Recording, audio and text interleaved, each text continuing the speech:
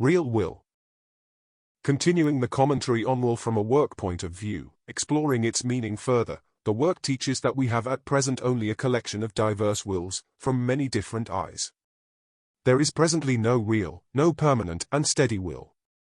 Because first, each eye uses us in the moment, speaking out from the podium, speaking for us through our mouth, saying all manner of things while calling itself I.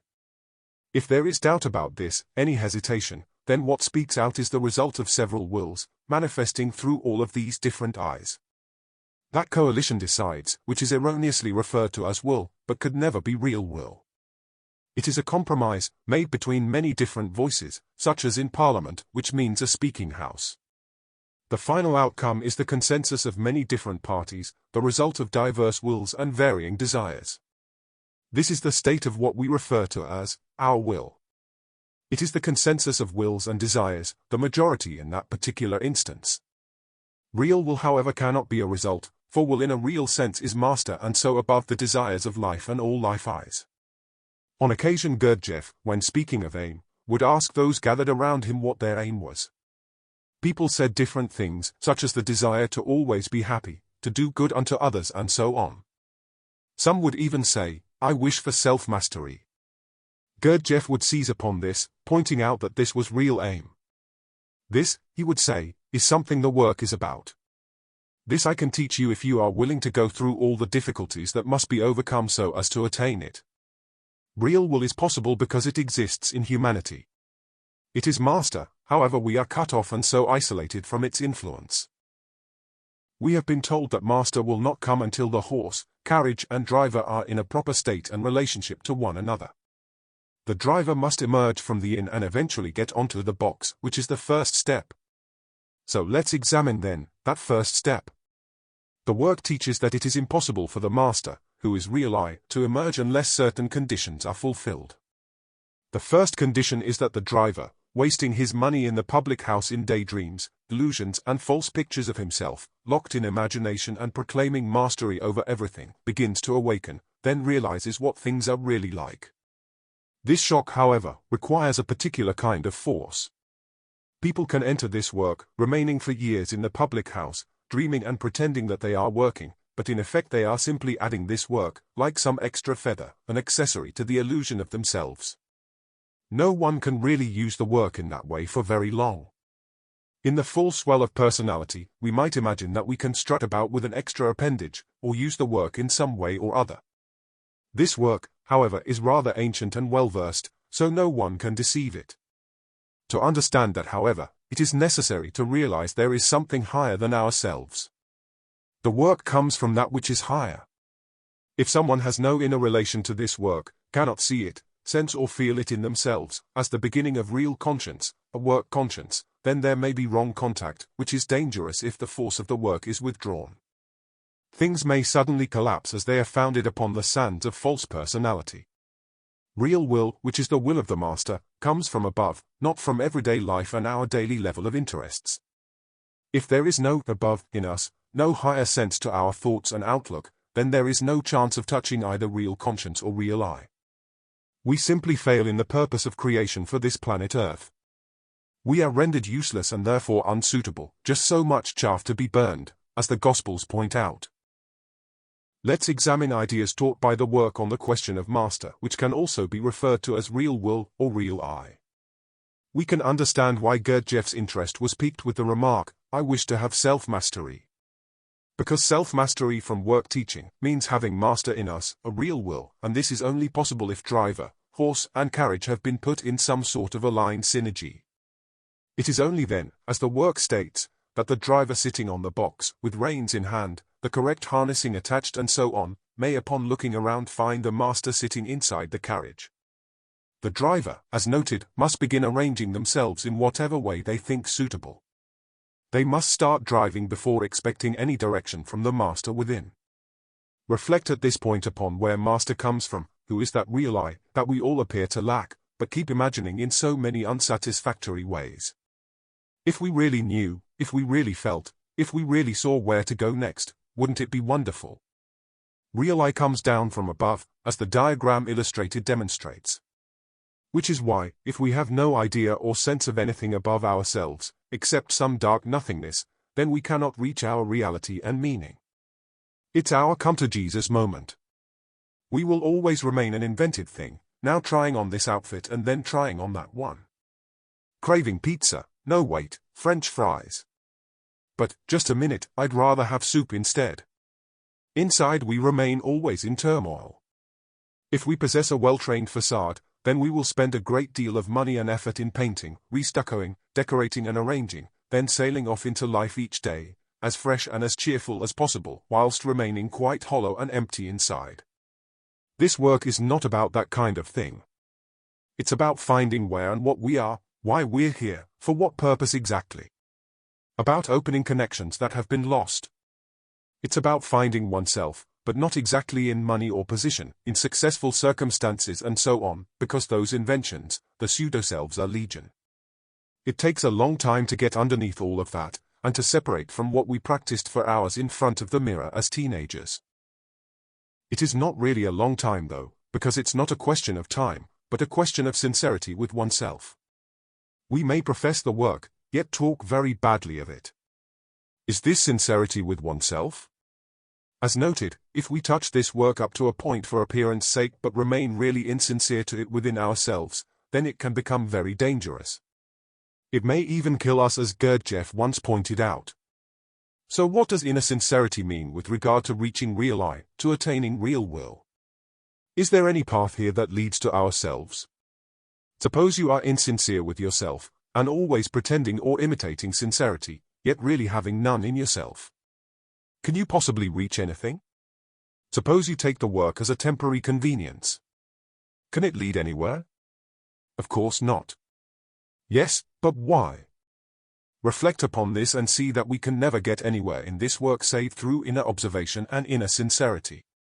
It may appear strange, but this has to be emphasized because people think they can belong to the work without actually working on themselves, or think they can belong to the work by pretending to work, which is in fact worse. A certain purity of intent and feeling is necessary, and if it's not there, then it's not, but if it is, then it is. Otherwise everything becomes sophism and useless debate. We either see, or we do not see, feel, or we do not feel, understand something, or do not understand anything. Something is planted, or it's not planted. Something grows, or it does not grow. There is no argument possible. It either is, or it isn't. It's either worth your while, or a waste of time. You either want it, or you don't. We either value it, or do not value it. Persuasion is useless because a persuaded person is worse than useless to themselves and to this work. It is of course possible to buy a person for a time and solicit attention, but that's not necessarily a good thing. We cannot ransom another individual if there is no magnetic center. If there is none, then there simply is no magnetic center. If this all comes out as nonsense to the person inwardly, then it is quite simply all nonsense to them, and in that case actually evil to pretend that it is not nonsense when their inner side sincerely thinks that it is. It is cautioned from the beginning of this teaching that inner sincerity towards the work is the only thing that counts, no matter how we might fail, however badly we might do. There is no try. To pretend, to imagine that we can act as if we believed, is of all dangerous things the worst. This work says that to pretend is the worst thing possible to do, the deadliest in its ultimate effects. Pretending is lying, and lying in this sense destroys essence, our inner child, the lights within us that show that somebody is actually home. Essence can only grow through truth, through what's sincere. It is the living waters that give our life meaning. If essence is destroyed, then everything is destroyed except nervous excitement and reaction. We become a dead thing, responding only to external stimuli for a short time only. The driver must awaken before the master, who represents real will and is felt as a guiding force. This work is a guide. The fantasies of oneself, the pictures, the ideas, the valuations, the various senses of superiority and all the stuffing we fluff ourselves up with from adolescence. All of that must begin to weaken under this guidance. By what means then? Through uncritical, honest and remembered self-observation. We have to find the man in the mirror and then accept what we see there. Something then awakens in us and emerges, eventually climbing up on the box. A tiny thing. Yes, a very tiny thing, a very small child. However, it emerges from the uproar of the public house, it emerges from everyday life, from our ideas of life and worldview. Then this tiny feeling begins to move in the direction of the box and attempt to climb up on it. No doubt it cannot try for very long, but it really wants to, which is the whole point. If it really desires that movement, then that tiny thing, the grain of mustard seed, can attract some trace of real I. Real I, as mentioned, comes down from above, but only when there is something to come down to. Speaking of real will in connection with the feeling that there is something above, something higher than oneself, something beyond the level of our inordinate and usually undetected self-love, self-will, self-liking, self-admiration, and self-exertions, beyond our ego, our vanity and self-prejudices, beyond our selfishness and beyond our personality. All work leads in this direction. All esoteric teaching leads in that strange direction, and it is called the desert, the wilderness of our temptation. What does that mean, this direction, the journey through oneself and all those false eyes in us?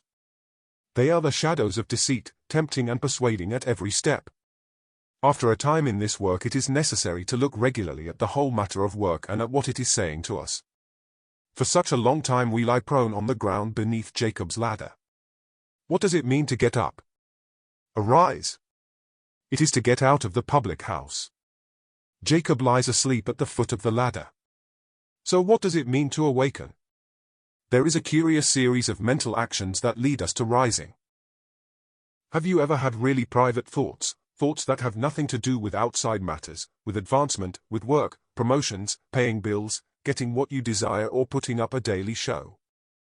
Have you ever really thought, and run deep, what this is all about, who you are and where in the world you are going? It is here, at this level, that the work begins, and that real will begins to formulate itself. It is difficult to describe, but you know it when it happens, because it rises up and fills your empty spaces with yearning. Such thoughts are not about duty or other people, about keeping up your idea of yourself, about power or money and persuasion, nothing like that. This kind of thought is very strange. One of the remarkable things about indefinable thought is that it easily understands the ideas of the work. It seems in fact to be the work itself. When you break away from your ideas of the self, you can reach this level of thought. But of course, for the time being, you do not really exist. We are nothing, believe that. It is not strange that here at this level, we can find and see what real will might mean, and then to realize that ordinary will, as it is called, is by comparison a lie, simply nonsense. In this state of thought and inner perception we can even detect what it is that we really need to do, our chief feature, which is always surprising, always something that we could never have thought of ourselves. We then come to know for certain that this is not self-will. If there is no sense of the work, no affirmation of anything higher, no belief in influences coming down from the ray of creation, then we cannot expect to get even the slightest taste of what real will is like.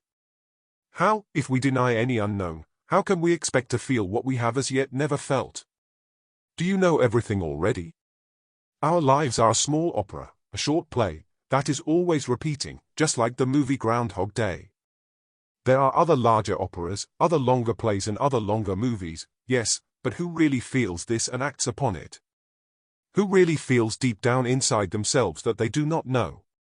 Who realizes their own insignificance and ignorance in the face of it all? If not, then there is no room for anything else to enter. Because we know already, we know everything. How do we think and move? Do we really know? Simply look and observe yourself. We all act, think and judge as if we knew already. The more you know, the less you know, isn't that right? Of course, but have you seen both sides in that way? When you feel you do not know, you feel deprived of personality.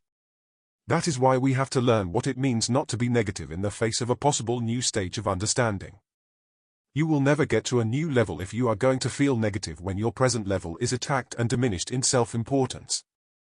Real will, in the work sense, comes from a level above the level we are at, and so is above all self-will and self-importance. Will is a higher influence acting on us and responded to if we can sense it. But how if we are sure that we know already, can we give room for anything new? It is our knowing like that which stops the first entry of new will. Change knowing, and you may feel something entering that is new and often strange, provided you do not become negative and combative. That is letting go, or disentanglement, the unbinding referred to in Buddhism. People often say that they do not know, that they are ignorant. But do you think they really mean it? Do you think deep down that we do not know? That is the parable of the Garden of Eden, where Adam and Eve were banished because they felt that they knew. All our judgments and inner ways of taking the problems of life are based upon the idea that we do know. As a consequence of this mess of wrongly acquired knowledge, we live and condemn and quarrel, we kill and argue, and we speak out defensively, justifying everything. All that is our machine, and notice here that most machines seem created for unhappiness, and many form an unhealthy bond with their suffering, their familiar. We are told to study our mechanicalness. Have you yet begun to separate from yourself, from your machine? How, if not, can you expect any taste of real will, of real I? Why, there is no room for that in you. We know already, don't we? We chatter away and criticize all day long, opining as if we already knew. We do not as yet notice that we don't know, that we really haven't the faintest idea, that we're talking nonsense and lying as always. No? But why? Because there is no self-noticing, no inner sincerity, no pain with oneself about this thing to which we are bound, no inkling about some huge machine of turning cogs and wheels of thought, of feeling that becomes the puppeteer. How can real will visit us when we are so identified with all of this machinery, then keep on saying that it is I, that it knows, and continue like this day after day, feeling that it knows and acting as if it knows? Catch yourself at the moment of saying something. Is the dissolving of personality necessary? Certainly it is. A dissolution of false personality and all of its imagination and illusion is what holds us back. This is what the work teaches. A realization of our mechanicalness is already a form of self-remembering. Real will can find this level, the third level of consciousness, where we feel a new taste, something very extraordinary, delicate, vitalizing and full of meaning. Not something harsh and negative or denying, as we imagine will to represent. How can we expect to reach such will if we do not take hold of the work, and then actually begin working on ourselves? If we identify with everything, if we think we are already conscious and possess real will, if we think that we know and can do everything, if we believe that we are one and therefore a monism, if we live contentedly imbued in negative emotions, if we always make accounts and ascribe to ourselves 101 qualities that are purely imaginary, if we justify ourselves all day long, never observing anything, if we never remember, then what can we honestly expect? Have you noticed what the work is about and constantly saying? Real will comes from above, from a higher level. So what does higher mean? Where we see one thing at our level, at a higher level a million things exist. We imagine will as something inflexible, but have to understand that real will is infinitely flexible and discerning at that, ultimately containing all things and so holistic, having direction towards fullness and completion. This was called in the Gospels pleroma, meaning a fullness of all meaning. Real will is full of new meaning.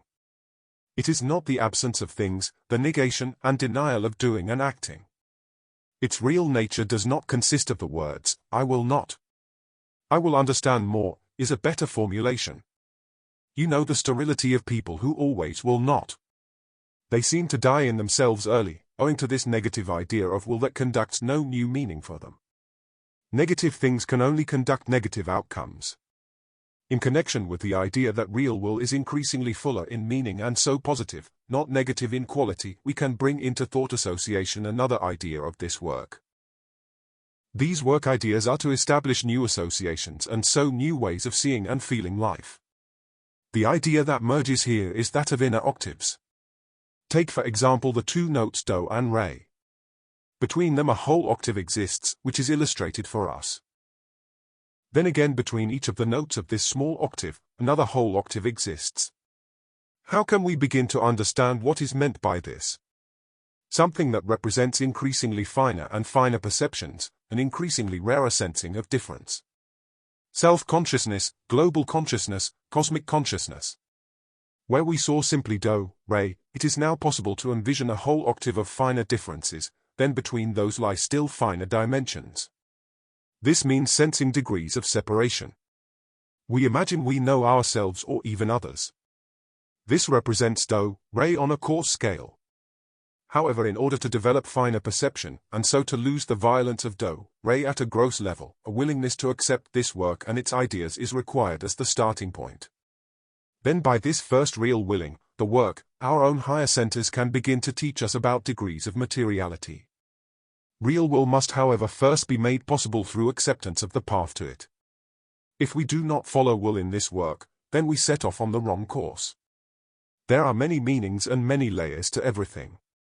To see something only and always in one light is like seeing do, re on a coarse scale, as we do in terms of buffers and prejudices, where a thing is either right or wrong. Such is dualism and so not real thought. Things are infinitely more complicated. Differentiation, the ability to sense many differences where one previously only observed one, or where we saw only opposites, yin and yang, is the beginning of growth in will. We tend to handle ourselves roughly, as well as one another, through a lack of inner perception. P.D. Ouspensky, when speaking of aim and will, would say that at first it is as if we looked across a valley at night, and saw only some distant light that we wished to reach. Then off we set, thinking it all quite simple. However, between that distant light and ourselves lies the entire valley, many other smaller lights, and various winding roads. When you think of what goodwill means, say toward the work or another person, you realize perhaps that it can easily be self-will. Realizing this, we begin to see that real will means greater meaning, greater understanding, and great flexibility. A good deal of going against what we might at first have thought best. That requires active patience, which the work demands and becomes easy to understand once we cease to have illusions about ourselves, our knowledge, our right judgments and all the rest of the lies that we try to live by. Patience of this sort is called in the work the mother of will. In summation, people are fond of doing things and enjoy pointing out what they call will. They like arranging things and so on, doing stuff on purpose, which they feel motivates them and others. This may certainly be true on that scale. However, as so often happens, they miss what is being done for them, or do not see what is lying at hand before their very eyes. They go along one narrow path thinking that this is manifesting their will. Which on a small scale it is indeed, no doubt. However, can we also grasp that it is possible to miss so much by sticking to one narrow line of self-will, mistaking that for real will? This is of course self-will and having our own way, being efficient, being first and the survival of the fittest, the extinction of the weakest. But real will is different in taste, and very gentle. When you reflect that external considering is realizing the existence of other people, then seeing their challenges from the realization of your own, and acting accordingly if you can, then you understand why it was said that real will and external considering are closely connected. To see another apart from what you want to see and do, is to take in new impressions. To take in new impressions is to have an increase of meaning, a whole new octave of force. To solve a problem apart from self-will, aside from having our own way, to see a solution from some new intake of meaning is one of the ideas of will in the work. P.D. Ouspensky noted that real will is like seeing the solution to a difficult mathematical problem. Which means it is a force that draws things together into an expanded meaning. Recollect that in higher centers there are no opposites, no contradictions. There exists no duality of reason. Then try to imagine what it would be like to feel the influences of higher centers in which there exist no opposite and no contradictions. Think of the level of will that we think of as will, which is actually self-will. Does it produce opposites on every side? The whole of this work, the pondering and sense of esoteric teaching leads to real will, to real I. So we can expand our conscious awareness in a practical way that means taking the work from goodwill, otherwise nothing can happen in the attainment of mastery. Which is why the question of inner sincerity toward the work is emphasized. This is the reason behind the work octave beginning with an evaluation of ideas, and why things start from the level of being of an individual who possesses magnetic center. That is the first sign of special being.